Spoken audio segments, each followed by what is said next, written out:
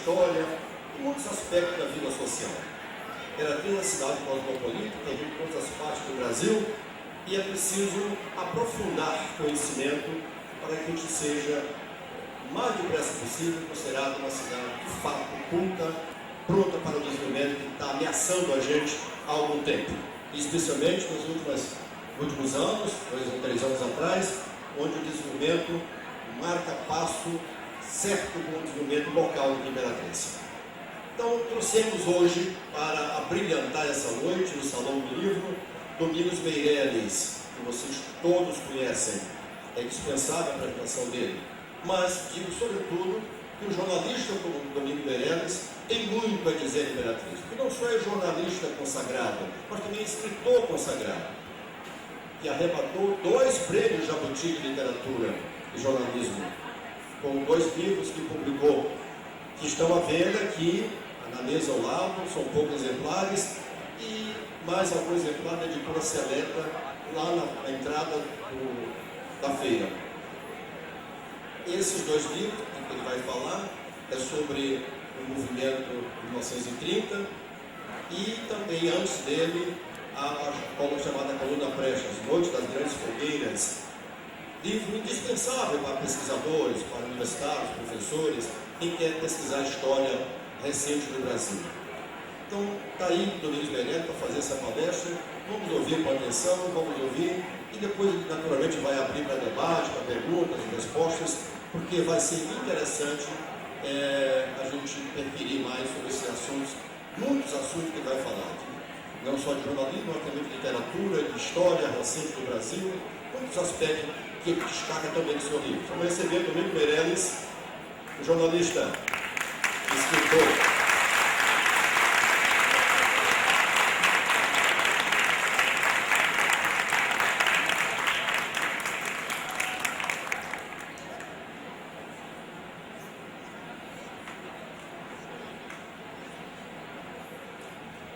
Boa noite a todos, muito obrigado pela presença nessa noite de quarta-feira, véspera, um grande obrigado pela frente. Eu queria agradecer inicialmente também, não só ao nosso mestre Agostinho, mas também a Edna, que é presidente da Academia, pelo convite para que eu viesse a participar desse evento, que muito me dizia hoje para uma emissora de televisão que eu nunca recuso convite de feiras de livros, porque eu acho que é um momento mágico, né? Porque é aquele momento em que o leitor tem a oportunidade de conversar ou ver, né, o autor da sua escolha pessoal, e o leitor e o autor, por sua vez, também, de conhecer os seus leitores e ouvir a opinião das pessoas a quem é endereçado o livro, ou a quem é endereçado a sua produção intelectual. Então foi realmente muito prazeroso o convite, eu aceitei de imediato, e vou a lugares assim que vocês nem imaginam. Eu nunca digo não, eu vejo sempre que se eu tenho uma chance, se eu não tenho nenhum outro impedimento de ordem profissional, eu sou também diretor financeiro da Associação Brasileira de Imprensa e trabalho na TV Globo, sou repórter especial da TV Globo, então desde que não conflita nem com a minha agenda na TV ou com os meus compromissos na BI, que é uma instituição centenária, completou 100 anos em 2008, eu vou. Bom, quando eu, como na noite de hoje, eu me dirijo a um público diversificado, eu converso muito com acadêmicos, eu frequento muito universidades, sempre falando sobre a técnica que eu desenvolvi para construir os meus trabalhos. As pessoas não entendem bem como um jornalista de TV pode escrever. Como um jornalista que trabalha em televisão é capaz de produzir uma obra, vamos dizer, literária, ou de ter caminhado pelos terrenos sagrados da história. Na verdade, eu começo como repórter da mídia impressa. Meu noviciado foi na velha última hora do Rio de Janeiro, e da última hora, então, eu tive uma longa caminhada, eu tenho 46 anos de profissão, tenho um olhar também muito crítico em relação ao meu ofício, e eu então, ao longo desse trajeto, eu acabei descobrindo que eu não poderia deixar de dar ou de me envolver com a pesquisa historiográfica. Bom, como é que eu me envolvo nessa profissão? Eu era vendedor de máquinas de escrever, trabalhava na Olivetti, e foi exatamente o golpe de 64 que me empurra na direção desse ofício. Na época eu fiquei muito chocado, muito indignado com as primeiras prisões, com aposentadorias compulsórias de professores, né, que trabalhavam em universidades públicas, de funcionários públicos, e particularmente uma das vítimas da repressão no início foi um médico de minha mãe, um pesquisador da Fundação Oswaldo Cruz, que era uma pessoa fisicamente muito frágil. Era o professor Artimo Musashi, que aposentado compulsoriamente depois de responder ao IPM, ele foi absolvido na Justiça Militar, ele transferiu o seu conhecimento, o seu saber para outros países, particularmente na Venezuela, onde ele acabou se autoexilando após passar, né, pelos problemas que ele enfrentou no Rio de Janeiro. Então eu dizia, mas que tipo de ameaça o professor Artimo Musashi pode representar ao aparelho militar? Né? Que tipo de ameaça uma pessoa tão frágil fisicamente, ele era uma criatura muito doce, era um filósofo, né? Então essas inquietações, essas perguntas sem resposta, acabaram me levando para a última hora, que ficava dentro do meu período de visitação como vendedor. Eu já conhecia mais ou menos a turma da redação, o meu trabalho era visitar pelo menos a última hora, uma vez a cada 15 dias, ver as máquinas que estavam com problemas de fita, ou tipos desalinhados, ou então teclas fora do lugar, e eu então fazia esse trabalho de manutenção e também de venda, até que com o golpe de 64 eu subi aquela velha escada de madeira e logo nos primeiros passos ela já denunciava que alguém estava subindo, que era um prédio velho. Então eu me lembro do dia que eu subi aquela velha escada, não para vender máquinas, nem ver como elas estavam funcionando, mas para pedir um emprego. Né? Eu fui muito bem recebido e eu tinha um prazo de 6 meses para ver se realmente era a razão da minha vida, do meu projeto, enfim. E eu fui efetivado com 1 mês e 15 dias. Da última hora eu passei para a revista Quatro Rodas, da editora Abril, que na época me fez uma proposta muito interessante. 1 ano e 7 meses eu já estava na editora Abril, trabalhei em Capricho, Cláudia, Quatro Rodas, e trabalhei na primeira equipe, fiz parte da primeira equipe da revista Realidade, que foi talvez a coisa mais interessante, né? A publicação mais rica do ponto de vista de conteúdo, né? Já publicada nesse país. Bom, então o meu noticiário foi na velha última hora e de lá então eu conheci o mundo. Agora, a minha entrada na última hora, ela se revestiu de uma significação muito interessante e que definiria a minha postura pelo resto da vida. Aquela redação, ela é uma redação que tinha um lado. Quando a gente fala assim, no meio acadêmico, as pessoas geralmente nos cursos de comunicação, que vem com aquela história de que distância nos faz, que o repórter tem que manter um certo distanciamento. Isso acontece com aquela China, isso não existe. Aquela redação tinha um lado claro, definido, era uma redação que enfrentava o governo militar, era o único jornal que enfrentava a ditadura. E qual era o lado da última hora? Era exatamente o lado dos desafortunados, dos desassistidos, de todos aqueles que de uma forma direta ou indireta haviam sido vítimas da repressão do governo militar. Então aquela redação tinha esse posicionamento.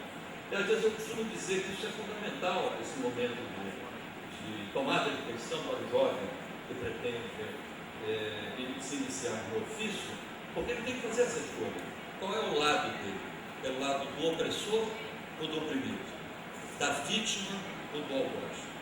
Então, na última hora eu não tive preocupação em problemas de consciência, coisas dessa natureza, porque a redação já tinha um lado. E o curioso é que a redação da última hora, ela tinha um arraigado compromisso com o restabelecimento do Estado de Direito e das garantias individuais, porque era uma redação, curiosamente, de bacharéis. Era uma redação de jovens que haviam se formado no curso de Direito, haviam completado o curso de Direito, mas que não exerciam a profissão. Então, esse meu período, que foi relativamente pequeno, um ano e 7 meses, mais ou menos, um pouco menos, foi fundamental para que eu mapeasse, né, esse meu caminho profissional. Aquela redação era uma redação que tinha um lado, e eu então aprendi com eles que era preciso ter um lado no exercício dessa profissão. Trabalhei na revista Realidade, fui vítima de um convite extremamente generoso. Eu era talvez o mais desqualificado dos profissionais que integravam aquele corpo da revista. Havia doutores formados em física, havia até um médico, o Roberto Freire, era um psiquiatra. Então tínhamos engenheiros, tínhamos químicos, tínhamos também advogados. Eu era o único que não tinha curso superior. Eu era o único que não tinha nenhum título acadêmico, vamos dizer assim. Mas eles me acolheram com muita generosidade, com muito carinho, porque eles eram egressos de uma outra publicação onde eu também havia trabalhado na Abril, que foi a revista Quatro Rodas. Eu, por sorte, uma das minhas primeiras matérias foi tirar uma carteira de motorista para um cego, denunciando todo o ambiente de corrupção que havia no Detran do Rio de Janeiro. Então, essa matéria chamou a atenção da equipe de Realidade. Eles então me convidaram para compor uma verdadeira seleção de profissionais, a equipe talvez mais brilhante com quem eu tive a oportunidade de trabalhar. Bom, da Editora Abril, passando por essas publicações, eu fui no Jornal da Tarde, fiquei 2 anos no Jornal Globo, e do Jornal Globo eu fui para o Jornal do Estado de São Paulo, onde fiquei 10 anos como repórter especial, repórter político, e finalmente a Globo então vai me fazer um convite aí por volta de dezembro de 1985, para que eu entrasse na televisão. Foi até uma coisa meio maluca, porque eu não aceitei o convite. Porque hoje qualquer aluno, qualquer jornalista aceitaria o convite. Mas eu, no primeiro momento, eu não aceitei o convite da TV Globo. E eu fui praticamente levado por um amigo e disse: você não pode deixar um convite para lá para conversar com o pessoal, né? Você não pode chegar e dizer: não vou conversar. E eu fui conversar com o Armando Nogueira, que era o diretor de jornalismo, e o Armando então formalizou o convite, falou do salário, que era um salário extremamente atraente, e eu disse: olha, Armando, eu na verdade eu não tenho olhos verdes, eu não sou nenhum garoto, eu já tinha 45 anos, e eu não vejo razão para você me fazer esse convite. Ele disse: mas o que você quer da vida? Eu disse: olha, eu quero ser correspondente do Jornal do Estado de São Paulo em Paris, de preferência, talvez na Itália. Mas aí o Armando disse: olha, eu também não estou interessado. Eu disse: olha, Armando, eu não tenho olhos verdes. Eu repetia muito isso. Ele disse: olha, quer saber de uma coisa? Eu não estou interessado nos seus olhos verdes. Estou interessado nos seus cabelos brancos. Aí eu parei de caminhar. Ele disse: olha, eu quero colocar na redação profissionais com mais experiência, que tem o seu texto. Estou um pouco cansado dessa garotada e tal. E eu queria começar, foi quando ele contrata o Paulo Henrique Amorim, ele contrata um conjunto de profissionais que até hoje, o próprio Chico José, que trabalha na TV Globo do Recife. Então, é o momento em que o Armando Nogueira começa a introduzir no corpo da redação da TV Globo no Rio de Janeiro profissionais já com uma certa experiência, de cabelos brancos. E foi uma experiência para mim muito prazerosa. Eu sofri muito, eu não fui bem recebido pelos meus colegas, porque eu fui contratado como repórter especial e a turma da redação achava aquilo um insulto. Como é que o Armando contrata um jornalista de jornal que não sabe fazer televisão? Né? Então foi uma coisa muito complicada, eu enfrentei muitas dificuldades, mas aí eu descobri o seguinte, que televisão não é como jornal ou literatura. É fruto sempre de um trabalho coletivo. E aí eu comecei a fazer parcerias com os meus cinegrafistas, porque eu não era concorrente dos cinegrafistas. Talvez a redação tivesse até um bom motivo para reagir daquela forma, vendo na minha chegada uma possível concorrente. Mas no caso dos cinegrafistas, não. Eles eram cinegrafistas. E aí eu percebi e digo, bom, é com esse tipo de companheiro que eu vou ter que fazer um pacto. E eu aprendi televisão exatamente com os meus cinegrafistas. Primeiro porque eles eram os primeiros telespectadores. Eles eram as pessoas que me viam pela primeira vez através do Viewfinder. E foi muito interessante esse se noviciado, porque eles eram cinegrafistas já com muito tempo de casa, eram muito qualificados, e eles me cobravam. E disseram assim, repete essa passagem aí antes da gente gravar. Aí eu já tinha decorado e tal. Mas está muito ruim, cara. Você está falando que nem o Chapelin. Você não é o Chapelin. Lê de novo. Melhor ler. Aí eu li, disse, corta essa palavra. E eu já era um profissional premiado. Eu já tinha 20 anos de profissão. Né? E eu, com muita humildade, eu aceitava as interferências, as sugestões, tanto do linguarismo, do Zé Cabaense. O Zé Cabaense, então, era extremamente impiedoso. Ele dizia assim, faz o seguinte, eu nem vou te olhar, eu quero te ouvir. Aí eu lia lá e tal, disse, está muito ruim, está uma merda. Me dá esse texto aqui. E o Zé Cabaense é quem escrevia o texto. Ele é quem engana. Aí ele mesmo lia, fazia uma coisa mais solene, eu dizia assim, é assim que você quer? Eu disse, claro, está melhor. Como se ele estivesse diante, ele estivesse mesmo apresentando aquela passagem.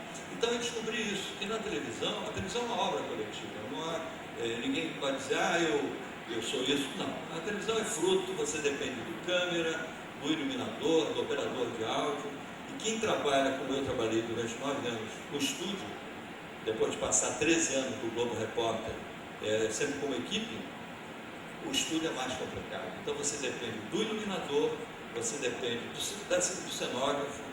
Então aí você tem que fazer uma série de alianças e parcerias, senão eles te perguntam. Né?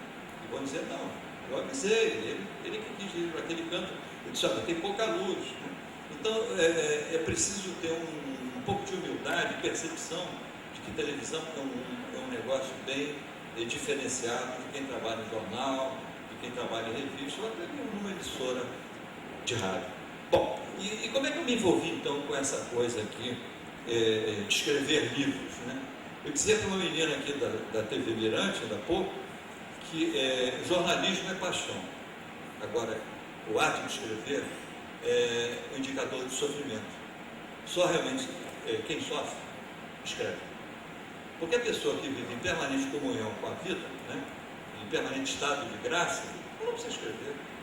Ela é uma pessoa bem-aventurada, ela não tem dificuldades, ela vê o mundo através de outras cores, de um ângulo muito diferenciado. Mas realmente quem vê a realidade com um olhar crítico, né? Quem se envolve com o sofrimento do outro, né? É muito complicado escrever. Bom, então o meu primeiro livro foi sobre um evento que é muito pouco conhecido, não só em São Paulo, que foi o principal cenário, como também no resto do país. E em 1974, eu refiz a marcha da Coluna Prestes. Eu e um fotógrafo já falecido saímos de São Paulo e durante 2 meses nós percorremos, passamos aqui no Maranhão, inclusive, estivemos em Carolina, que é uma cidade muito interessante, estivemos em Grajaú, se não me engano, do outro lado era Benedito Leite, estivemos em Uruçuí, Oeiras, que é no Piauí, e percorremos, refizemos todo esse trajeto da Coluna Prestes, até que eles então pedissem asilo político à Bolívia. Mas que história é essa que eu falei ainda há pouco, que pouca gente conhece, principalmente os paulistas? Foi um levante da Força Pública, da Polícia Militar de São Paulo, ou como ela é conhecida hoje, contra o presidente Arthur Bernardes. Era um mineiro, um presidente muito culto, muito preparado, mas a quem os jovens tenentes acusavam de todas as mazelas que flagelavam a República Velha. Isso é uma única pessoa pudesse ser cristianizada, né, pelos pecados cometidos pela nação. Mas os tenentes agiam assim, pensavam assim, e assim eles costuraram esse movimento rebelde para depor o presidente Arthur Bernardes na manhã de 5 de julho de 1924. Eles tomam rapidamente um conjunto de quartéis no centro da cidade de São Paulo, mas cometem, como eram muito jovens, um conjunto de equívocos, erros. Talvez o maior erro foi não cortar as comunicações com o Rio de Janeiro. Eles cercam o Palácio do Governo em São Paulo, ocupam pontos estratégicos da cidade, estações ferroviárias, etc. Mas esqueceram de cortar a linha telefônica. E o presidente de São Paulo, então, entra em contato com o Arthur Bernardes durante a madrugada e diz: olha, estou sitiado por batalhões amotinados da Força Pública de São Paulo.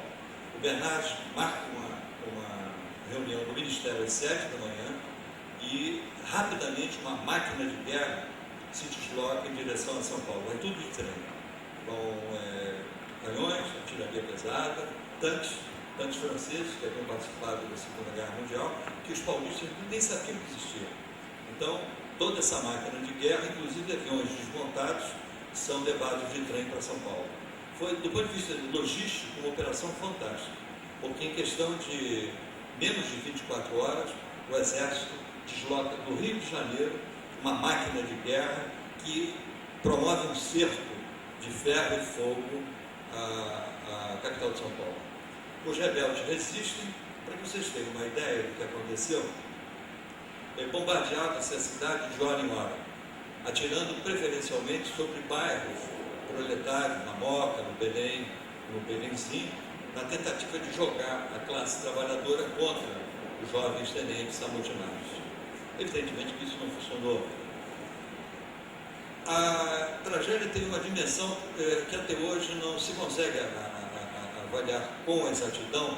Primeiro, o número de pessoas que morreram, porque as pessoas eram enterradas em praças e jardins, porque as ruas estavam juncadas de escombros. Cerca de 800 prédios foram destruídos, levando-se em conta que antigamente os prédios não eram construídos como hoje, lado a lado, havia uma distância no mínimo de 10 metros de cada lado, de uma casa para outra, ou de um prédio para o outro. Então, para vocês terem uma ideia, o que foi essa chuva de ferro e fogo que caiu sobre a população de São Paulo. 300 mil pessoas abandonaram a cidade, e quando então a aeronáutica, na época não havia aeronáutica, a aviação militar do Exército começa a bombardear São Paulo, eles então, os tenentes, abandonam a cidade, e aí, para a desgraça dos tenentes e para a sorte da história do Brasil, e tem início uma marcha romântica que dura 2 anos e meio através de 12 estados. Eu diria que 90% dessa marcha foi toda ela feita a pé. Eles então deixam São Paulo, primeiro de trem, vão até a fronteira com o Paraná, descem o Rio Paraná e ficam acantonados em Foz do Iguaçu, à espera de uma outra coluna rebelde, que era a coluna chefiada por um capitão de engenharia ferroviária, que era o Luiz Carlos Prestes. O Prestes leva 6 meses para chegar até Foz do Iguaçu. Quando ele chega, 400 homens já tinham se rendido, em condições muito precárias, né? Eles lutavam em trincheiras avançadas, numa tentativa de impedir o cerco do Marechal Rondon. Bom, então, eles já ilhados, cercados, eles invadem o Paraguai, saem em Mato Grosso, Goiás, e aí vagam, chegam até Piauí, Teresina, Maranhão, e acabam depois se asilando na Bolívia. Então, eu me vi diante de uma dificuldade. Primeiro eu fiz reconstituir a marcha e publiquei 8 matérias no jornal. Um colega de redação, o Fernando Moraes, que já era um escritor precoce, muito festejado, ele vira-se para mim e disse assim: Dominguinhos, você tem um grande assunto na mão, você tem um bom livro. Eu achei que o Fernando, por ser meu amigo, estava sendo generoso. Bom, mas o Fernando disse: olha, eu tenho um livro, mas você tem um livro melhor que o meu. Que isso, para com isso, cara. Ele falou, a coisa entrou por um ouvido, saiu pelo outro, mas eu realmente fiquei sendo atormentado pelos meus fantasmas e pelas minhas fantasias, porque eu achei que eu não tinha conseguido reproduzir o que foi o martírio desses jovens que tinham doado os seus melhores anos, né, os melhores anos de suas vidas, em defesa do bom, do bem e da virtude, sacrificando inclusive carreiras militares promissoras, né? Porque todos eles, depois que se envolveram com o Levante, foram expulsos não só do Exército, como também da Força Pública, responderam a inquéritos de policiais militares. Bom, então eu fiquei com essa coisa na cabeça e um dia eu cruzo com o Fernando Moraes em São Paulo, eu estava no Globo Repórter, e o Fernando Moraes já era deputado federal, tinha sido ministro da Educação do governo Quest em São Paulo, ele estava com um grupo de assessores, ele me descobriu num canto com a minha equipe, do Globo Repórter, e disse: ô Dominguinho, e o nosso livro? Aí eu fiquei vermelho. Ele disse: como é que está? Está caminhando? Eu digo: está caminhando. Aí ele disse: mentira, não estava caminhando. Aí ele vira assim e diz: você tem computador? Eu disse: não. Mas como é que você quer escrever um livro sem computador? Compre um computador, vai facilitar a sua vida. É claro que eu tinha um computador na televisão, mas eu não tinha computador em casa. E como eu estava fazendo uma matéria sobre discos voadores, eu tinha que ir a Mato Grosso do Sul e tinha ocorrido ali umas manifestações ufológicas, uns avistamentos na fronteira com o Paraguai. Eu disse: opa, vou comprar um computador no Paraguai. E aí então fui pelo Rio Cavaleiro, na fronteira com Ponta Porã, e fui na Casa China, que eu já conhecia de uma outra matéria que eu tinha feito para 4 rodas. Quando eu chego lá e levei lá uma formatação do computador, foi muito engraçado isso. O Felipe, que era o dono da Casa China, eu disse: Felipe, eu queria comprar aqui um computador e tal, queria ver se você tem com essas especificações. Ele disse: vem cá. Aí eu entrei e fui apresentado a uma fábrica de computadores. Eles montavam computadores com peças do Japão, da China, dos Estados Unidos. Eu, quando vi aquela bancada, eu disse: é aqui que eu vou.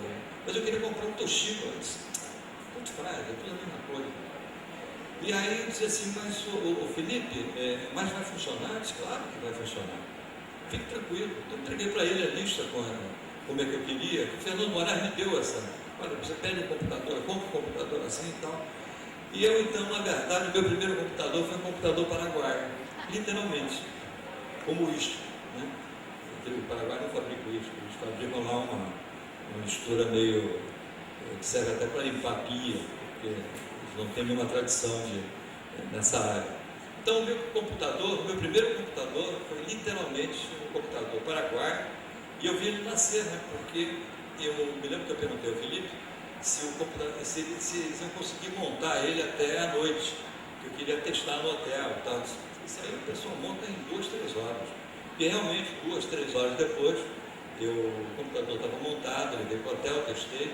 Então, o meu primeiro computador foi ele, de Fernando, quando cheguei no Rio de Janeiro, que Fernando Moraes disse: olha, eu comprei um computador no Paraguai. Eu disse: pô, vai logo no Paraguai? Eu disse: não, eu estava lá e tal, mas eu comprei de acordo com a sua orientação e tal. Então aí eu comecei a me organizar para escrever um livro e resgatar o débito que eu tinha com esses jovens tenentes que participaram dessa marcha. Essa marcha é tão interessante, é uma marcha assim tão fantástica, que vários historiadores americanos, principalmente americanos, chamados brasilianistas, quando eles vão ao Rio de Janeiro, ou através do consulado, ou da própria TV Globo, eles acabam me localizando porque querem me conhecer. Não que eu tenha feito um livro fantástico, mas eu, na verdade, acabei reconstituindo uma história muito interessante. Eu me lembro de um deles, o Supang, ele escreveu até sobre o coronelismo aqui na Bahia, tem uma publicação muito conhecida. O El Supang disse assim: olha, o seu país é um país muito curioso. Vocês têm uma história fantástica, que é a marcha da Coluna Prestes, que nós gostaríamos de ter, e que aqui ninguém conhece. No meio acadêmico, são poucos os historiadores que têm algum interesse por esse movimento rebelde, E eu acho tão interessante. Bom, então isso mostra que eu estava no caminho certo quando eu fiz a escolha de me debruçar sobre o tema e contar a história da Coluna Prestes. E aí o que eu fiz? Quem é que iria se interessar por um episódio que ocorreu há 50 anos? Pouca gente tinha informação sobre o que era a Coluna Prestes, inclusive eu.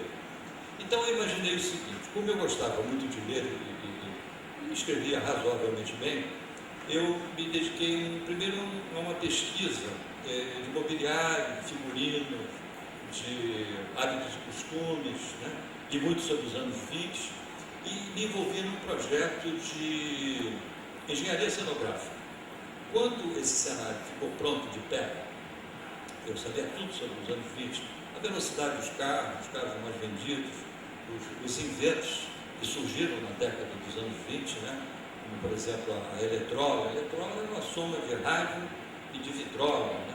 A eletrola foi uma coisa que revolucionou o mercado na época. E outros inventos, telefone, por exemplo, telefone com disco, né? Foi uma grande novidade no final dos anos 20. E outros descobrimentos, por exemplo, o para-brisa anti-estilhaçante, ele revoluciona a indústria automobilística, reduzindo o número de vítimas, porque toda vez que um carro batia, o motorista e o seu acompanhante eram feridos, porque o para-brisa quebrava para dentro, então eles se cortavam. Então, quando é inventado o para-brisa anti-estilhaçante, foi assim, descobriram a pólvora, né? Descobriram a luz elétrica, a energia. Bom, então, eu comecei então a me preocupar com os cenários, né? Para permitir que o leitor se envolvesse, ou que ele tivesse a sua curiosidade despertada por algum aspecto daquele cenário. Concluído esse trabalho, então, de carpintaria cenográfica, eu tinha um razoável domínio sobre os anos 20, eu comecei a construir os personagens. Foi um ato de ousadia pessoal. Eu abri uma pasta para cada personagem-chave, por exemplo. Luiz Carlos Prestes, Siqueira Campos. Então, todas as informações que eu recolhia sobre o Prestes, sobre o Siqueira Campos, sobre o Miguel Costa, sobre o João Alberto, eu colocava nesse caderninho. Cor dos olhos, temperamento, gênio esquentado, um era baixinho, o outro era muito nervoso, o outro era mais afável no trato. E no final de algum tempo eu já tinha um perfil definido. Era como se eu conhecesse aquele personagem.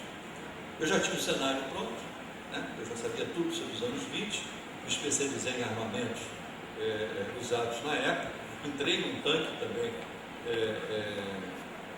Renault, que o Exército Brasileiro ainda tem no Rio de Janeiro, sei tudo sobre o Renault F-17. Então, como eu tinha esse conhecimento não só da vida, né, do cotidiano dos anos 20, eu tinha também algumas informações sobre material bélico. E no final já tinha o perfil psicológico dos principais personagens envolvidos com o movimento da Coluna Prestes. E aí, como na história do Gepeto, eu dei a eles um sopro de vida e eles então circularam pelo livro. Que livro foi esse? Na verdade, eu me utilizei de recursos ficcionais, de uma técnica, vamos dizer, de técnicas narrativas de perfil ou de conteúdo romanesco para descrever um fato que tinha acontecido. É o que nos anos 50, 60 se chamava de jornalismo literário, né? Começa nos Estados Unidos, eu não vou falar aqui porque boa parte do auditório deve ter ouvido falar. Então, foi um ato de ousadia porque eu levo esse olhar e toda essa carpintaria e todo esse ferramental para uma estrutura narrativa de caráter historiográfico. Então, o que eu queria? Na verdade, eu queria que os leitores sentissem o perfume da história. Então, o leitor, ele lê como se ele assistisse a um filme. É tudo no presente. Dá trabalho? Dá. Eu levei 20 anos para fazer o primeiro livro. Porque as frases, né,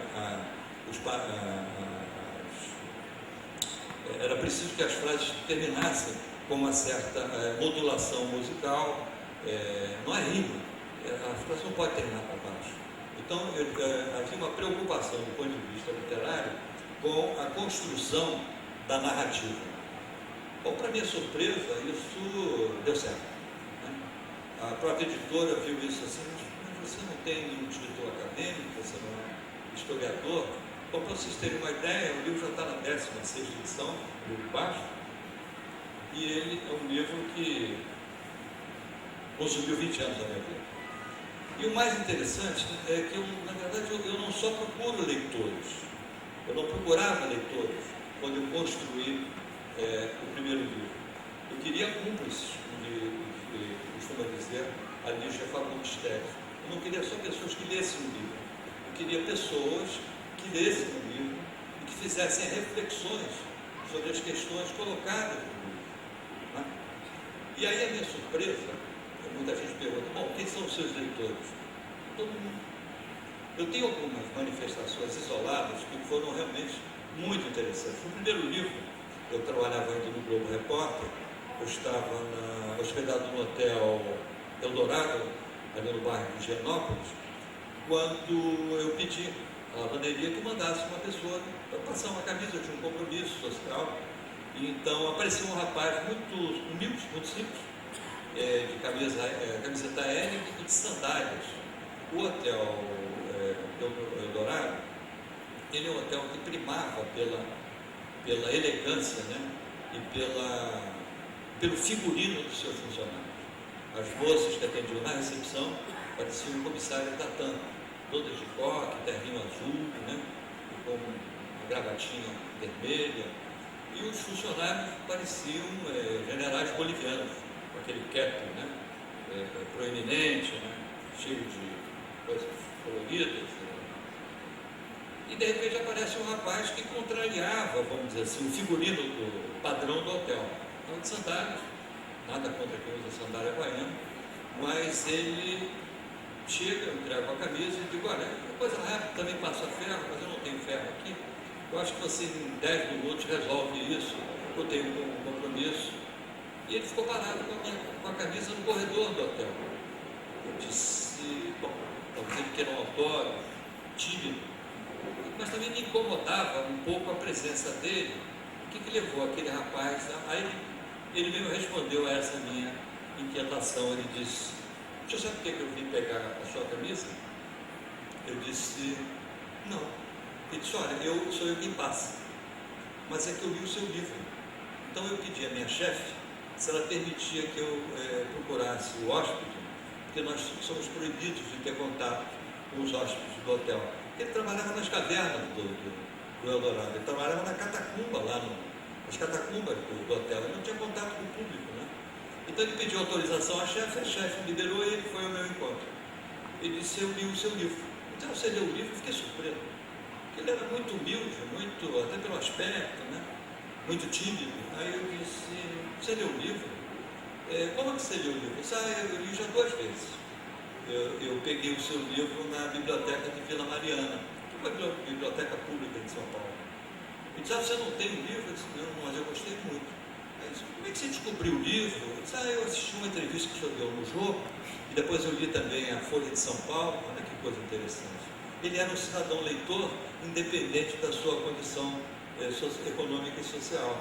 Ele era uma pessoa que tinha que lutava pela sua ascensão, pelo menos intelectual. Aí eu disse, você não tem um livro? Eu disse, não. Então, faço questão de dar um de presente. Então ele entrou, eu autografei o livro e o tratei como um príncipe, né? Ofereci Coca-Cola, batata frita. Aí eu já não tinha mais pressa, né? Ficamos conversando uns 10 minutos, até que toca o telefone. Era o pessoal da lavanderia preocupado porque ele não tinha voltado. Aí disse, não, nós estamos conversando aqui, batendo um papinho e tal. A mulher não entendeu nada, mas enfim. Então, esse tipo de manifestação isolada de um tipo de leitor que eu jamais poderia imaginar que tivesse interesse por esse assunto, ele acaba se repetindo ao longo da minha vida. Recentemente, com o segundo livro, eu tive uma outra experiência muito curiosa. Eu tinha saído de gravar o Linha Direta no Projac, parei para abastecer o meu carro num posto Shell, e o frentista, o rapaz que abastece os veículos, ele virou-se e disse assim: "O senhor escreveu um segundo livro, né?" Bom, você está perguntando se eu escrevi um segundo livro, ele sabe que existe um primeiro. Eu digo que escrevi um segundo livro. Ele disse: "É sobre o mesmo tema?" Sim. "É sobre o ciclo do tenentismo?" Eu digo: "É." Ele disse: "Olha, se eu comprar... Eu li o seu primeiro livro, viu? Gostei. Sim. Acho que é engraçado, ele já emitindo uma opinião, já um conceito já definido sobre o livro e tal. Se eu comprar o seu segundo livro e deixar com o gerente aqui do hotel, do posto, o senhor autografa?" Eu disse: "Bom, tudo bem, mas não preciso, você não precisa comprar o livro, eu tenho aqui no carro também." Porque eu ando sempre cheio de livros no carro. E aí dei para ele, então, esse segundo livro sobre a Revolução, sobre o movimento que derruba o Aston Luiz. E quando eu fiz a dedicatória, ele disse assim: "Ao cidadão leitor, Igor Bahia", Bahia com H, Igor Bahia, né? E aí caprichei na dedicatória, etc. Ele leu o livro. Para minha surpresa, ele leu o livro, porque eu continuei abastecendo no posto, né? Hoje ele está num outro posto da Petrobras, ele estava no posto Shell, mas isso me encantou. Isso já pagou o tempo que eu fiquei queimando, esfolando meu cérebro para tentar construir essa narrativa. Quer dizer, então, duas pessoas de um nível socioeconômico que eu jamais suspeitaria que tivesse interesse por história, por política, ainda mais política da República Velha, tinham lido o livro. Eu fui à Feira do Livro de Ribeirão Preto esse ano e fui no ano passado também. E no ano passado, a comissária do BOR, a chefe da comissária, disse: "Olha, o comandante quer conversar com o senhor." Pediu para o senhor ir à cabine. Aí eu disse: "Pô, cabine, o cara quer me mostrar que ele pousa bem com o avião e tal." E é meio desconfortável você ficar ali na cabine, meio solto, né? Aí ela voltou e disse: "Olha, o comandante sempre está esperando o senhor na cabine." Aí eu fui na cabine. Aí disse: "Olha, é um prazer tê-lo a bordo." Geralmente os comandantes da TAM são muito gentis, né? São muito, assim, pessoas muito educadas, como todo comandante de avião, preparadas, pessoas cultas. E ele disse: "Olha, é um prazer tê-lo a bordo, porque eu sou seu leitor." Eu falei: "Olha, sou seu leitor. Eu li os seus 2 livros aqui nessa cabine." Quando ele disse isso, eu fiquei um susto. "O senhor leu no pleno voo?" Eu disse: "No pleno voo."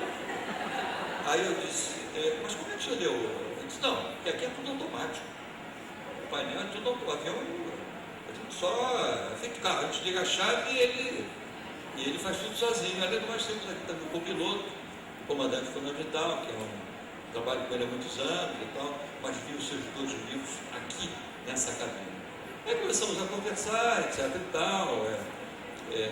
Eu acompanhei o pouso, depois as manobras de taxiamento da aeronave, né? Aí ele disse também que assistiu o programa, que queria saber porque o programa tinha saído do ar, etc e tal. Então, essas manifestações, elas mostraram de que a escolha pelo tipo de ousadia que eu tive, de desenvolver uma estrutura narrativa,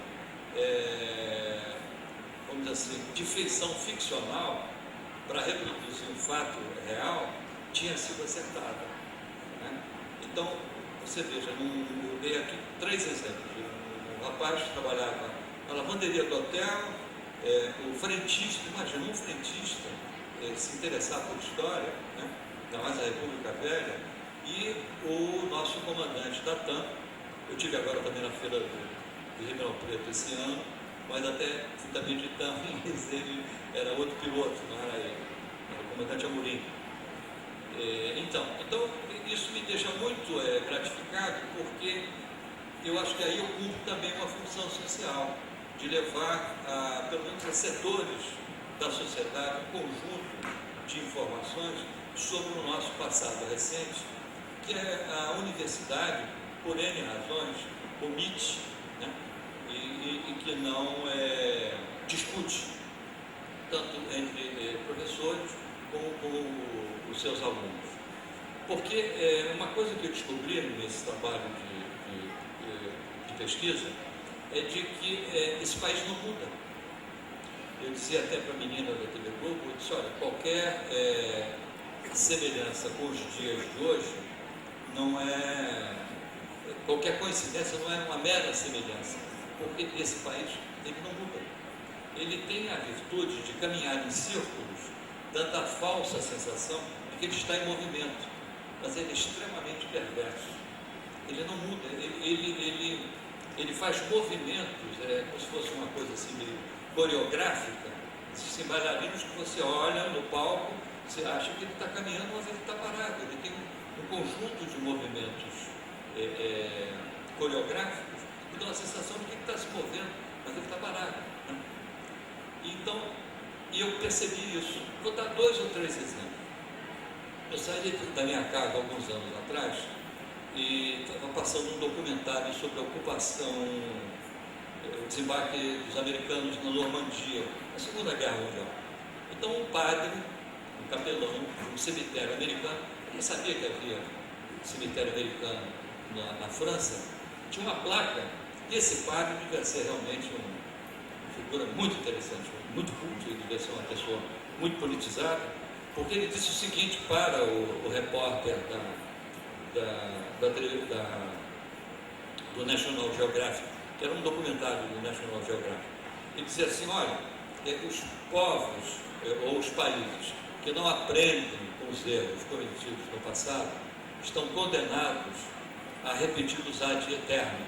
E aí ele deu lá uma frase, em latim também era um trecho, que dizia mais ou menos o que ele acabava de expor ao jornalista. E essa que é a grande tragédia desse país. Nós temos muito pouca informação sobre o passado recente. E isso não acontece por acaso. Isso faz parte de uma estratégia de dominação. Eu vou dar 2 aqui exemplos, são muito presentes nos 2 livros. Por exemplo, há o Plano Real, né, que é hoje festejado pela grande imprensa como sendo uma grande sacada do governo Itamar, né, que o Fernando Henrique consolida, etc. Isso não é uma mistificação. O Plano Real é a cópia de um programa econômico da França. É um programa que o presidente Washington Luiz, ele copiou esse programa do presidente Poincaré. Era um programa de estabilização da moeda e do câmbio, como ele era conhecido em 1926, quando Washington Luiz implementa esse programa 5 dias depois de tomar posse. Na época, os presidentes tomavam posse no dia 15 de novembro. No dia 20, os jornais do Diário Oficial já estão publicando o programa de estabilização da moeda e do câmbio, que é o Plano Real. Não tem nada de novo sob o sol. Eu, quando descobri isso, eu fiquei extremamente indignado. Essa foi uma das razões que me levou a acelerar o processo do primeiro livro, principalmente o primeiro livro. Eu digo, não é possível, mas como o Plano Real? E mais, esse programa de privatizações, né, esse programa de reforma do Estado, que também não é uma crítica ao Fernando Henrique, não, acho até ele uma pessoa intelectualmente interessante, não é também uma crítica política. Mas o programa de reforma do Estado, com a privatização de empresas públicas, etc. Ele é a cópia de um programa econômico da Missão Montagu, da Missão Econômica Inglesa, que veio ao Brasil em 1923 e que em 24 ela encaminha um relatório, depois de 6 meses de vasculharem a documentação do governo, eles encaminham um relatório para o presidente Arthur Bernardes, propondo então um programa de privatizações. Esse programa é muito interessante para os ingleses, porque ele é igualzinho ao que foi mais ou menos tocado no segundo governo e também um pedacinho no primeiro governo do Fernando Henrique. Arroxo no funcionário público, né? Eles diziam que os funcionários públicos ganhavam muito dinheiro na época. Eles diziam que o governo jogava muito dinheiro fora. Na época não havia aposentados, eram pensionistas, né? Eles diziam, olha, o pensionista já tem uma certa idade, ele está fora do mercado, ele não é mais um consumidor. Então, vamos tem que pagar muito a ele, vamos pagar pouco, não precisa pagar muito, o suficiente para que ele sobreviva. Os ingleses eram de um pragmatismo, né, que eu diria obsceno, e isso consta desse relatório. E nada mais diferente do que isso foi implementado no governo do professor Fernando Henrique Cardoso. Por exemplo, uma outra coisa que dizia o relatório da Missão Montagu, de que a atividade econômica era uma prerrogativa da iniciativa privada e que o Estado deveria vender, privatizar todas as empresas sob o seu domínio. E ele citava no documento a Estrada de Ferro Central do Brasil, o Lloyd brasileiro, que era uma das maiores empresas de navegação do mundo, né? E a companhia telefônica, que houve um momento que ela ficou também sob o controle do governo, depois voltou para os americanos. Então, o que esse programa da Missão Montagu propunha era de que o Estado diminuir o tamanho do Estado, né? Que o Estado reduzisse o seu tamanho em nome da economia, do bom funcionamento, né? Na medida em que o Estado e da eficiência reduz os seus custos, ele vai se tornar mais eficiente e menos oneroso. Então, essas pequenas descobertas, eu citei duas, porque, de uma certa forma, elas afetaram a vida de todos nós, mas existe um conjunto de medidas políticas que são apresentadas à sociedade brasileira nos dias de hoje, que na verdade é tudo cheirando a naftalina, a roupa velha, a coisa que estava no fundo do armário. Agora, por que isso acontece? Né? Porque a sociedade brasileira tem pouca informação sobre o passado recente e a cada eleição nós somos vítimas de estelionatos políticos. Chega um candidato à presidência, chega os candidatos ao Senado, ao governo do Estado, repetindo promessas, falando em programas de governo, que na verdade são fraudes, que já foram discutidos, não deram certo há 50, 70, 100 anos atrás. Alguns são até dos primeiros anos da República. Então isso me choca como jornalista, como cidadão, porque na verdade são atos de estelionato político. Então esses grupos, né, que militam na vida pública brasileira, independente desse ou daquele partido, eles usam e abusam da pouca informação que o cidadão brasileiro tem sobre a sua história, sobre o seu passado. Então, movido um pouco pela minha fantasia, pela minha formação, eu acabei escrevendo esses dois livros no sentido de dar uma contribuição modesta para que as pessoas façam uma reflexão sobre o tipo de sociedade em que a gente vive. O primeiro livro, ele é um livro premiado, ganhou Jabuti na categoria reportagem, que é esse sobre as noites das grandes fogueiras, e o outro eu ganhei numa categoria mais complicada, já disputando com alguns pesos pesados da intelectualidade brasileira, Marilena Chauí, o professor Roberto Romano, a Maria Eugênia Palhares Borda, que por uma coincidência, essa professora e autora, na época, eu estava lendo um livro que ela escreveu, uma biografia intelectual do Gilberto Freire, o Vitoriano dos Trópicos. Quando eu vi que eu estava disputando com a professora Maria Eugênia, eu disse, perdi. Porque o livro dela é um livro extraordinário, um livro muito bem feito, não era para um livro intelectual superior ao meu. Mas Deus sabe lá o que foi que aconteceu, a comissão julgadora acabou me dando o prêmio na categoria de ciências humanas. Eu me lembro também de ter conversado com a menina que me deu o recado, disse, olha, você está entre os 10. Eu perguntei, estou disputando com quem? Quando ela começou a dizer, olha, com a Marilena Chauí, com o professor Carlos Lessa, que é o economista do Rio de Janeiro, com fulano de tal. Eu disse, pô, vocês me botaram na chave da Alemanha, da Argentina, não tem condições. Não, Domingo, mas eu estou tendo umas notícias de que parece que a comissão gostou do seu livro. Eu disse, ah, Cristiano, você está sendo generosa comigo, etc. Então, depois de minha surpresa, o livro realmente acabou sendo escolhido. Então eu acho que eu perdi boa parte da minha vida escrevendo. Durante anos eu não tive nenhuma atividade social, eu não ia a teatro, não ia ao cinema, nem sabia o que estava passando no cinema, única e exclusivamente atormentado pelo projeto de colocar o livro em pé. É aquilo que eu disse aqui. Escrever, só realmente quem sofre é que sabe o que é escrever. E a principal motivação é colocar no papel as questões que nos angustiam, seja na poesia, seja também na literatura, né? No meu caso foi na história. E aí eu me lembro de uma vez, não sei se foi na USP, alguém disse assim: você se considera um historiador? Eu disse: não, eu sou um jornalista que escreveu sobre história. Eu disse: mas como é que o jornalista escreve sobre história? Eu disse: porque isso também faz parte do nosso negócio. Eu disse: como assim? Eu disse: olha, o registro do cotidiano, o registro do dia a dia, que é feito pelos jornais e pelas revistas, ele tem a mesma fé, a mesma credibilidade do documento público, do documento oficial.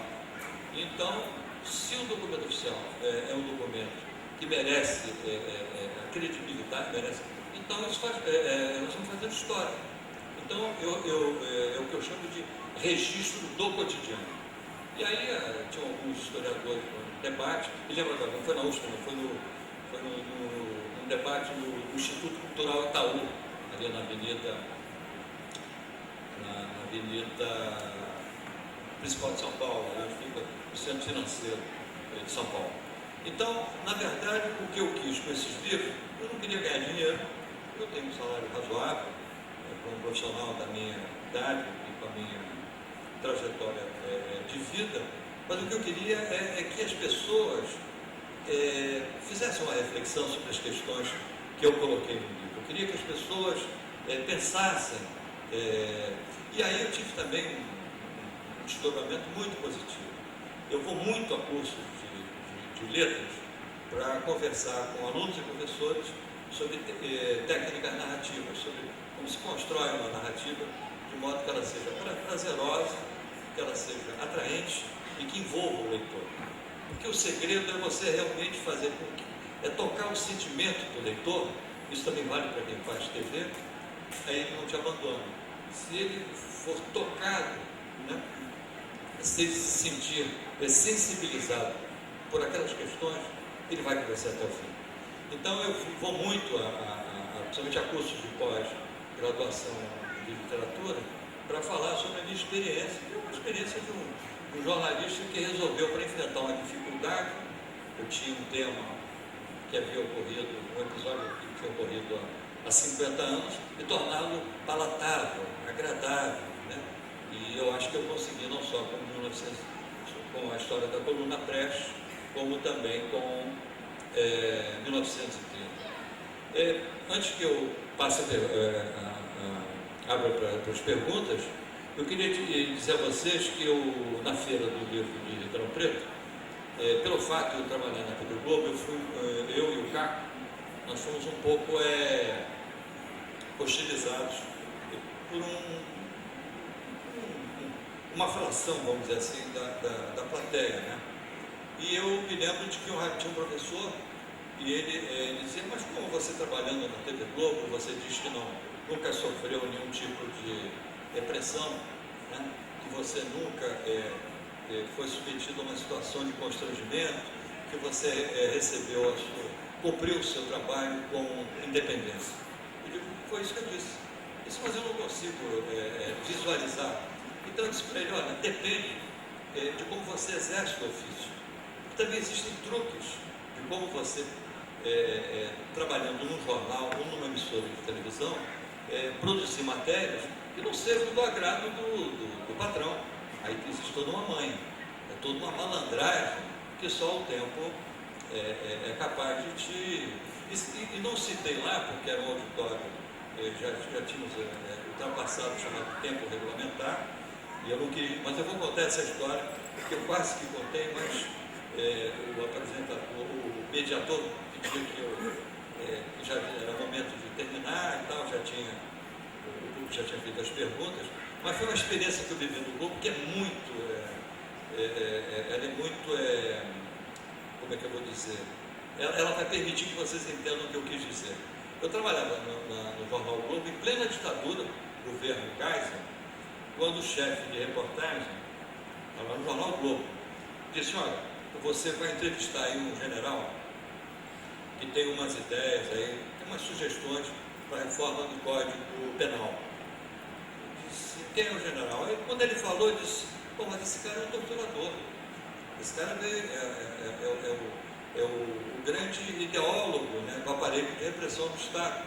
Ele disse, pois é, mas agora ele saiu do SNI e ele está comandando a PM do Rio de Janeiro, porque ele é general de divisão e ele, para poder ser promovido a general de brigada, ele precisa comandar uma tropa por 6 meses e tal.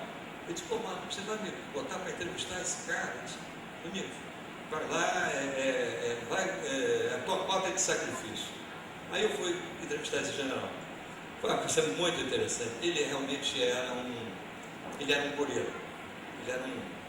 A cabeça dele era uma cabeça torta. E aí ele começa a me falar, disse, olha, general, o senhor é uma pessoa muito, eu diria, audaciosa do ponto de vista intelectual. O senhor está propondo uma... Ele já sabia o que ele queria, até então não sabia as sugestões dele. O senhor está até na contramão do pensamento jurídico moderno e tal. Ele disse, não, você vai de preso, você ficar cumprindo pena no bem bom, isso aí tem que ser na base da porrada. Olha a mentalidade dele. Não, trabalho forçado e porrada. Eu disse, mas como? Não, é porrada. Tem que, não é só, tem que ser como nos Estados Unidos. Não, o senhor está falando dos Estados Unidos no final do século XIX, que ninguém mais dá porrada em preso nos Estados Unidos. Não, mas tem que ser assim que a pessoa aprende e tal.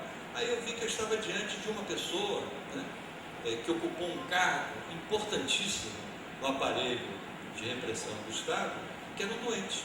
Ele era uma pessoa com um conjunto de deficiência do ponto de vista de sanidade mental. Aí o que eu fiz? Eu disse, gostei, general, o senhor realmente é uma pessoa corajosa. Vamos lá então para a entrevista. E aí ele dizia, mata, eu dizia, escola. Ele disse assim, não sei o que, eu digo. Então aí fizemos um texto, a 4 mãos. É uma peça de horror. É um escândalo aquele texto. E aí eu disse, evidentemente, que eu estava dando corda para o enforcado. Né? Aí eu dizia para ele, agora, general, seria bom o senhor rubricar o que a gente, o seu pensamento que muito me encantou. Estou aqui, saio até muito orgulhoso de conhecê-lo pessoalmente e de ter a oportunidade de ter contato com uma pessoa que tem a coragem pessoal e intelectual de contrariar o pensamento jurídico contemporâneo, moderno e tal. Aí ele ficou todo satisfeito. Aí replicou tudo. Ficou assim, né? Fez várias. Ele preencheu os espaços vazios com a caneta dele. Aí no final, então eu fui para o chamado.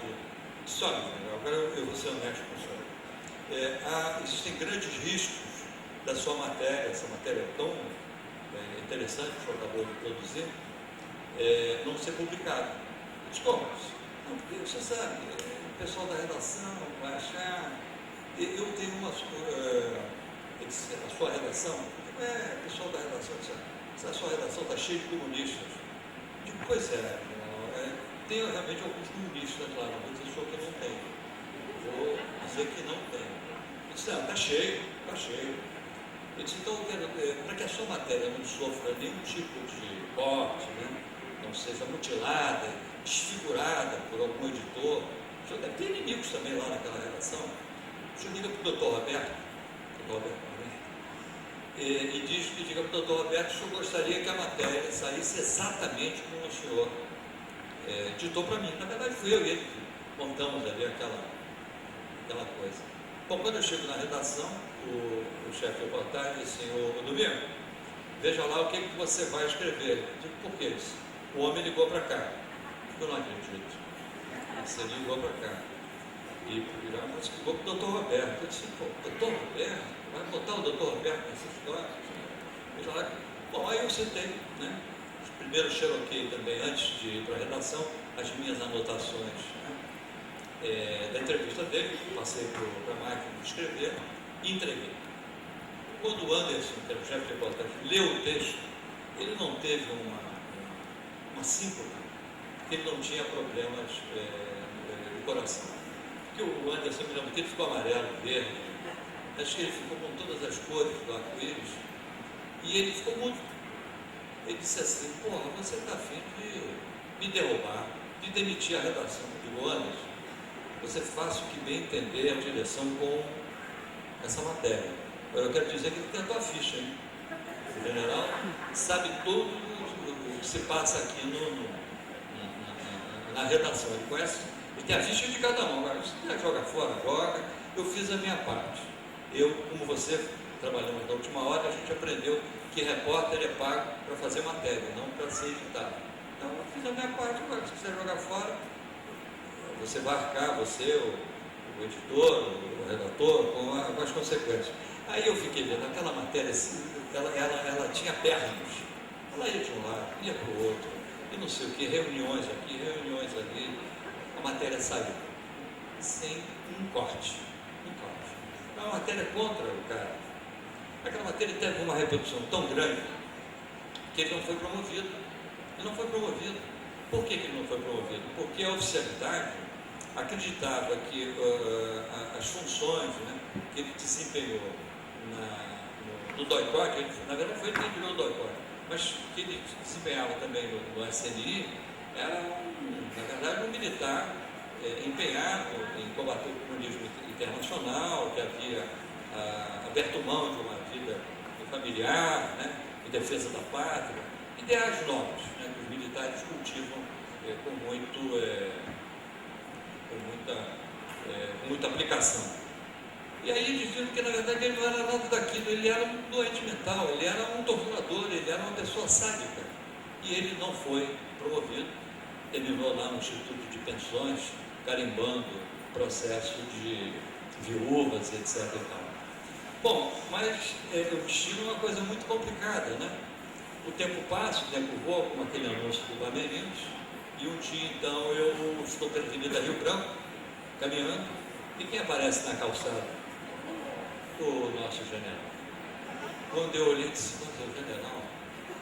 E aí eu disse: agora, é o momento da verdade, né? Eu ia cruzar com o general a quem eu involuntariamente ou conscientemente havia prejudicado. Na verdade, ele merecia o castigo que recebeu, talvez até mais. E aí eu disse: e agora? Tentei atravessar a rua, mas o trânsito estava muito intenso. Eu digo: se eu vou ser atropelado, não vou ter perna de conseguir driblar os carros e evitar o... Aí eu olhei uma outra estratégia. Eu tinha um banco, eu disse: eu vou fazer uma manobra e vou entrar à esquerda no banco rápido. Mas eu já estava meio ceguinho naquela época. Eu digo assim: pô, eu corro o risco de bater na porta de vidro, fazer a manobra fora do local. E aí eu disse: bom, eu vou dar uma de Titanic, vou bater pelo menos com o casco de lado nesse iceberg, né? E eu parti. Na verdade eu nem caminhava, ele é que caminhava na minha direção.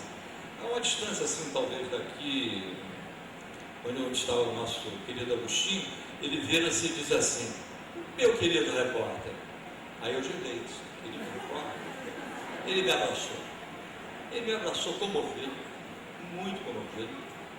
E eu até hoje não sei se uma coisa fria que correu entre o colarinho da minha camisa e o pescoço era uma lágrima ou um daqueles pingos de ar-condicionado que é muito comum nas grandes avenidas do Rio de São Paulo. Mas ele me abraçava dizendo: olha, eu nunca encontrei um repórter que reproduzisse com tamanha fidelidade o meu pensamento. E foi, papapá, e coisa e tal, e não sei o quê. Eu sei que quando ele termina, ele afrouxou, né? Aquele abraço afetuoso, eu vi que o sinal abriu e fechou, eu espinguelei, eu atravessei aquela rua. Ele deve ter dito: esse repórter ficou maluco, e não foi meu preso, não passou pela minha, ele deve ter ficado com algum problema, e ele atravessa e tal. Nunca mais vi esse senhor, sei que ele ainda é vivo, e não tive... Eu gostaria de ter contado em Ribeirão Preto essa história que eu contei, porque eu tentava me esforçar para dizer àquele professor, era um professor, a TV Globo sempre teve muito respeito pelas minhas posições.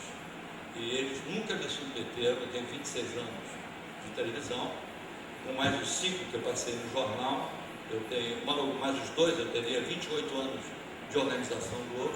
Eu nunca fui submetido realmente a nenhuma pressão ou constrangimento. Eles sempre me pouparam, me preservaram, etc. Então, eu estou contando aqui para vocês o que eu não pude contar lá, porque eu já havia ultrapassado o tempo regulamentado.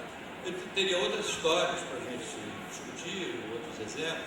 Eu tenho 46 anos de profissão e acompanho muitos presidentes, enfim, tem muitas histórias de bastidor, mas quando a gente se dirige a um público eclético, né, como dessa noite, eu não sei qual é a taxa de interesse das pessoas.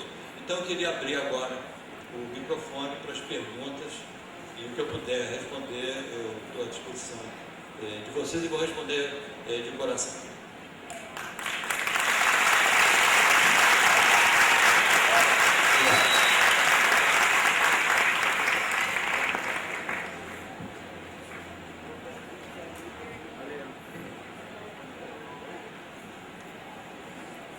Bom, se você me permite, eu quero poupar enquanto você toma um gole de água.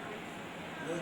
Como é que, eu já vou começando, já me metendo aqui na história, como é que concilia-se jornalismo, teatro, encenação, um livro?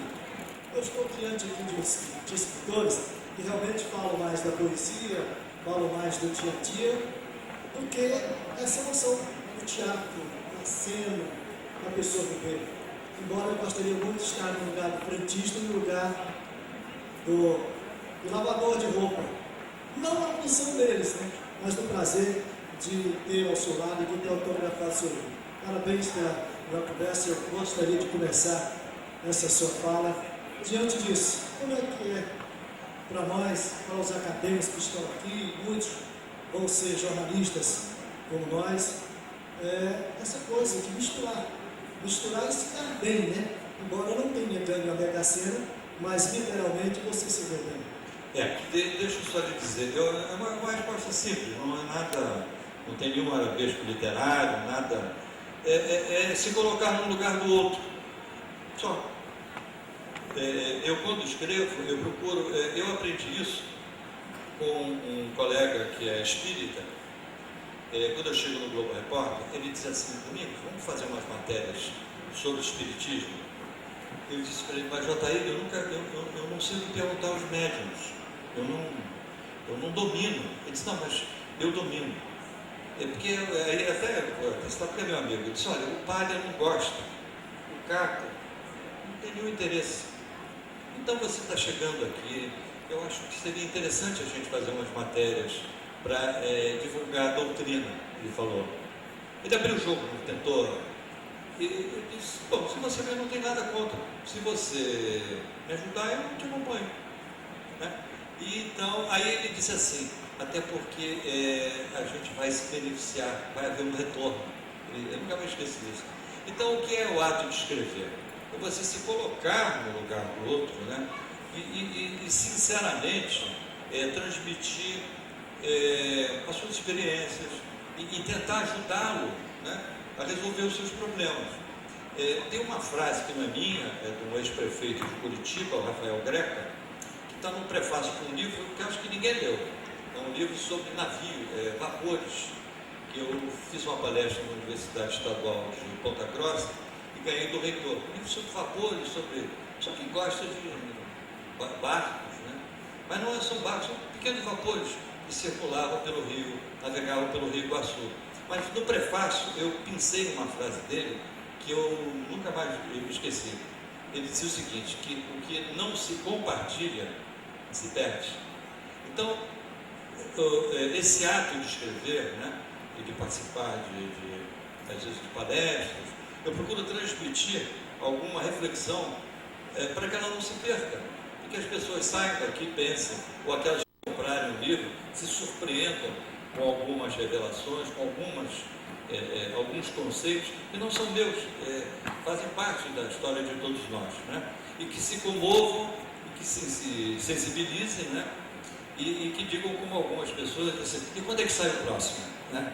Então, é essa a minha maior gratificação, de tentar fazer com que as pessoas façam é o que diz muito a Lígia Fagundes Teles, né? Ele diz, meu filho, eu não quero leitores, eu quero cúmplices. Aquele jeitão muito carinhoso da nossa escritora maior. Então, o que eu quero é isso, é tocar no sentimento das pessoas e tentar ajudá-las.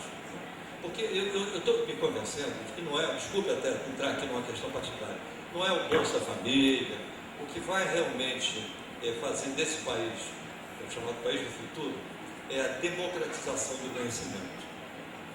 Através da democratização do conhecimento, você vai permitir a melhor ferramenta de inclusão social.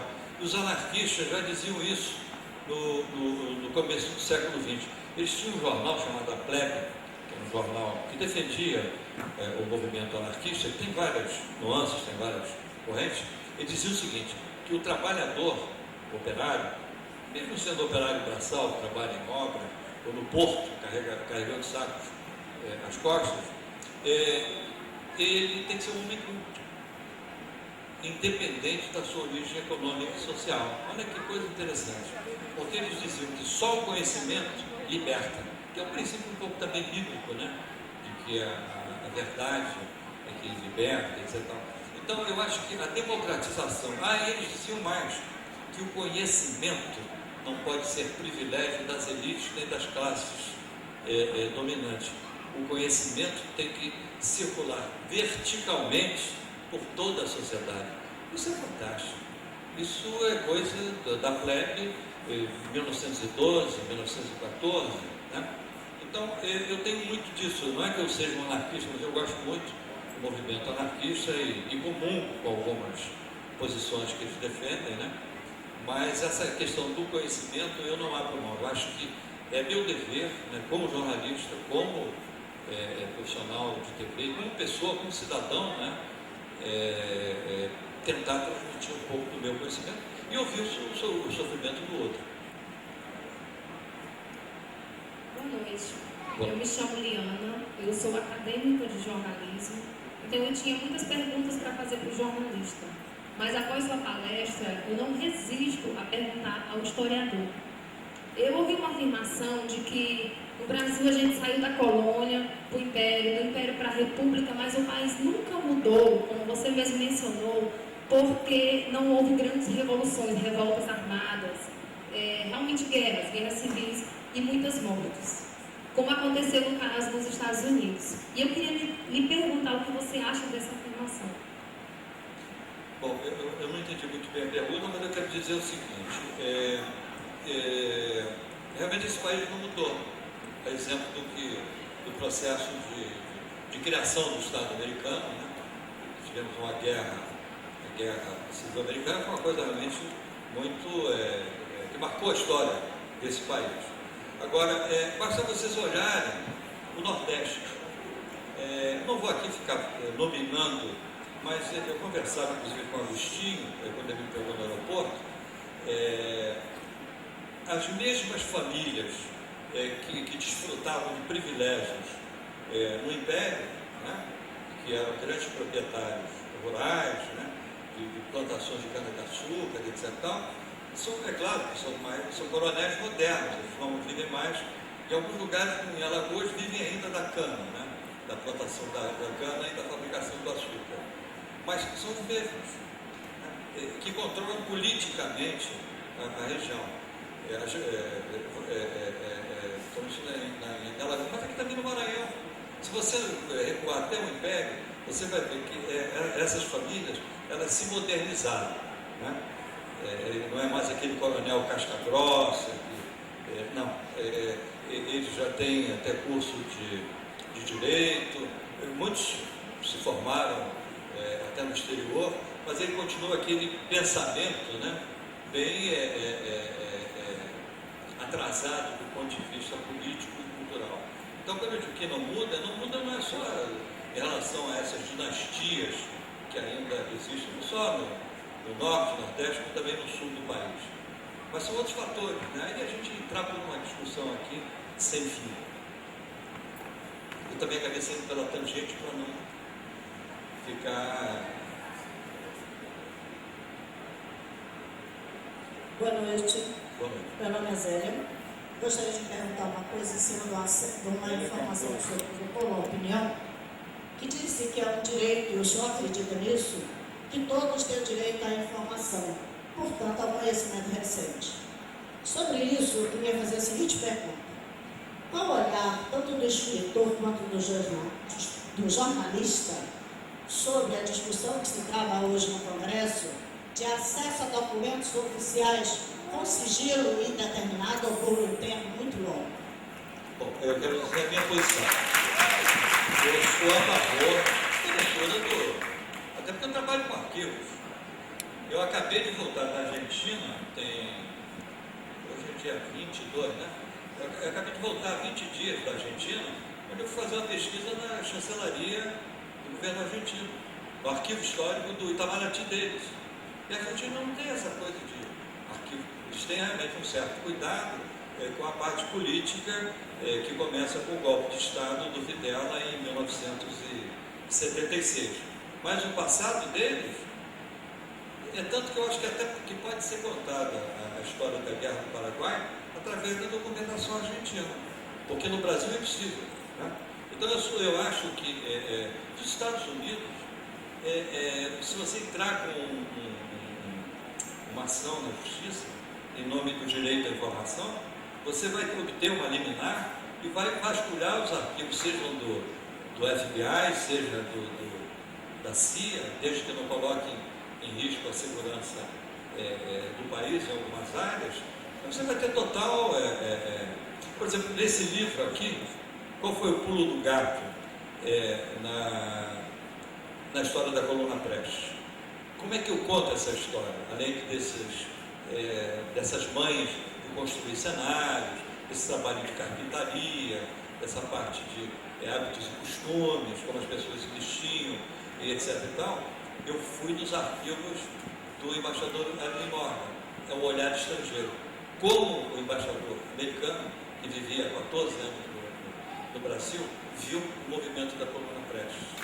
Então, ele enviou uma copiosa documentação reservada e confidencial que eu tive acesso do governo americano, contando a impressão pessoal e como os rebeldes se espalhavam pelo interior do país, divididos em 4 destacamentos.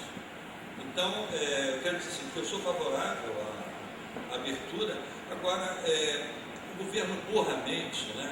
Aí há muita, como é que eu vou dizer, muita demagogia. Alguns grupos que dizem que são a favor, na verdade, eles, dos bastidores, eles têm uma posição diametralmente oposta. Eu não vou citar aqui algumas figuras que não têm nenhum interesse que as coisas, que essa área de sombra se ilumine, porque estão no poder. Não vou ficar falando aqui para não ser elegante ou até ser mal compreendido no final de noite de quarta-feira.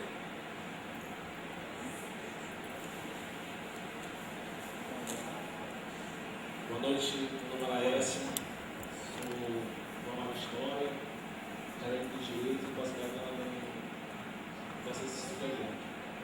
Eu tenho uma pergunta relacionada a esse contexto. Desde pequeno eu sou impressionado com a República Velha, a importância da República Velha, na qual você aí escreveu. Eu queria saber o seu posicionamento, já que você falou no começo da sua palavra, da sua fala, que todo jornalista ele defende os opressores e os oprimidos. No seu ver, quem foi Getúlio Vargas? Foi o pai dos pobres ou foi o grande ditador do Brasil?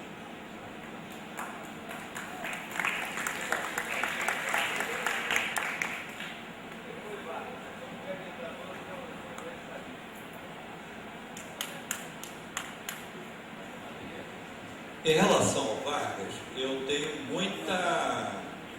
que você tenha a chamada... O que é a história oficial? É a versão que interessa às classes dominantes, né? As elites. Então, por exemplo, por que essa história aqui é considerada uma história maldita? Porque é uma história de rebeldia, né? São jovens que violentam a hierarquia militar, que não aceitam receber ordens dos seus superiores e que se envolvem num movimento de indisciplina e que dura 2 anos e meio, etc. E tal. Agora, então a historiografia oficial, ela colocou Vargas no altar. Eu não colocaria no altar.